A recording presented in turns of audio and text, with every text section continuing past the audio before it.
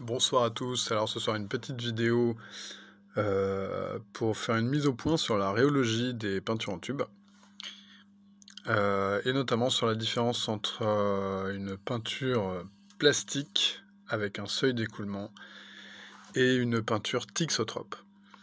On lit souvent que les peintures en tube actuelles sont thixotropes parce qu'on les déforme facilement et qu'elles ne coulent pas une fois qu'on a cessé de les déformer avec le pinceau, comme vous pouvez voir ici.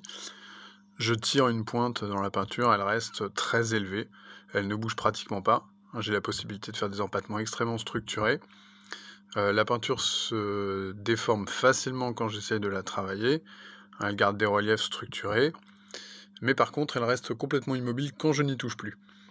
Il n'y a pratiquement aucun retard, c'est-à-dire que quand l'outil cesse de la travailler, elle s'immobilise, elle reste immobilisée, elle se comporte comme un solide. Elle a donc un seuil d'écoulement qui est très marqué. Dans le langage des peintres, on appelle ça une patte courte. Alors là, ici, c'est une terre de sienne de chez Lefranc. Donc les peintures commerciales en tube sont des pattes courtes parce qu'on rajoute des additifs comme l'huile de ricin hydrogénée ou le stérate d'aluminium. Voilà, donc ça n'est pas une peinture thixotrope. Sa viscosité n'est pas constante, elle est très élevée au repos puisqu'elle se comporte comme un solide, et elle est très faible une fois franchi le seuil d'écoulement parce que je peux la déformer facilement. Donc c'est pas un fluide newtonien comme l'huile, l'eau ou le miel, mais ça n'est pas une pâte thixotrope. Maintenant, je me dirige vers la deuxième peinture. Alors cette fois-ci, celle-ci, c'est une hématite naturelle, broyée par mes soins, avec de l'huile de lin. Il n'y a aucun additif dans cette peinture. Je suis parti de la roche brute.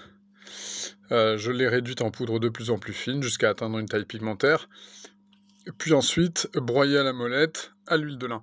Comme vous pouvez le voir, le profil rhéologique est très différent. Cette pâte est beaucoup plus gluante, plus longue. Voilà, c'est ce qu'on appelle une pâte longue. C'est-à-dire que les empattements ne tiennent pas, ou en tout cas pas aussi bien qu'avec l'autre. Quand je tire un fil, il s'écroule. Voilà. Les reliefs de la peinture restent marqués. Là, vous voyez, il y a toute une série de reliefs bien marqués. Par contre, ils se sont figés après seulement un léger retard. Je déforme la pâte, hop, elle se déforme, et puis je la laisse. Voilà. Et à chaque fois, vous voyez, il y a un retard. Alors, on va le faire un peu plus nettement.